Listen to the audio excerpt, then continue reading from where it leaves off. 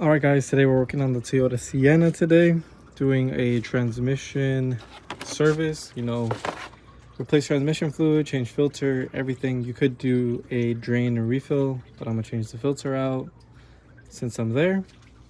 This is the transmission fluid I'm using, going based off whatever the dipstick says. As you can see, it says transmission fluid TIV.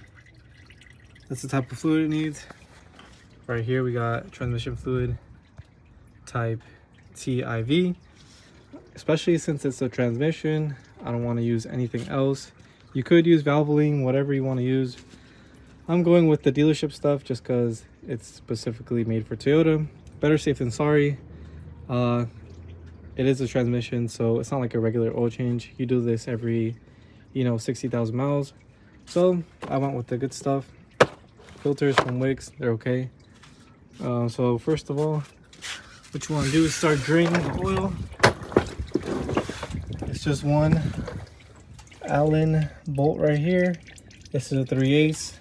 Goes in there, loosen it up, take it out. Right there.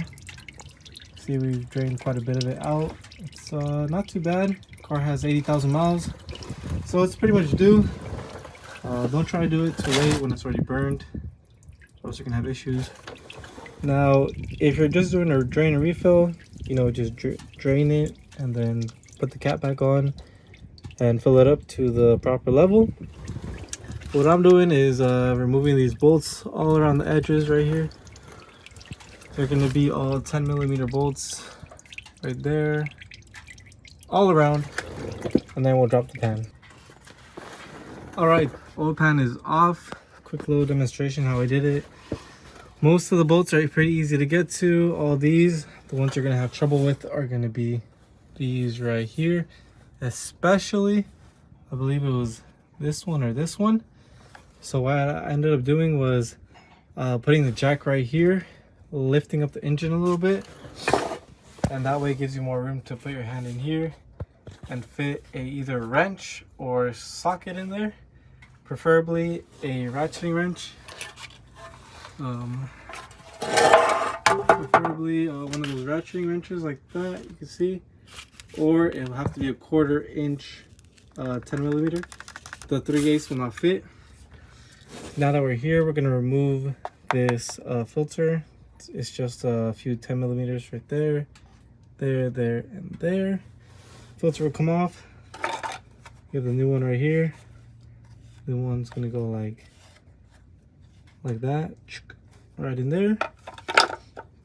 We'll put a new gasket on here and then put it back up, tighten it back up. And just like that, the new filter is in. Old filter right here. See how gummed up it was. Pretty dirty actually. My filter kit came with a new O-ring that goes, there's an O-ring that goes at the end of this tube right here, that lip. It's going to be right here, or if not, it's going to be stuck inside. You'll see a little O-ring, just take it out, put the new one in. Just for safe measures, unless your kit did not come with the O-ring, then I guess just leave it in there. But make sure you have an O-ring. And other than that, we're just going to put it back together and fill it up and go from there.